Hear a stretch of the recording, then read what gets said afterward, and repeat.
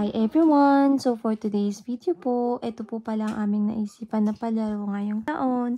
Sana magustuhan nyo at masubukan nyo din po. So pwede po ito sa pamilya nyo at sa mga kaibigan. So ang tawag po dito sa game na to ay isushoot po ang candy cane doon sa cup. Pero kailangan nyo po muna kunin sa bote. So medyo mahirap siya kasi kailangan nyo pong i-bend ang iyong tuhod. So, ang magkalaban po dito ay lalaki at babae. Nakakatuwa lang dahil ang bilis kumuha at mag-shoot ng mga lalaki. O, diba?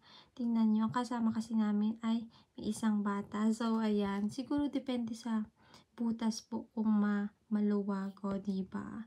Ayan siya. Nakikita naman natin kung sino na ang panalo. Hindi pa nga ako nakakalaro niyan. Tapos na sila. O, diba? Ayun. Boys win.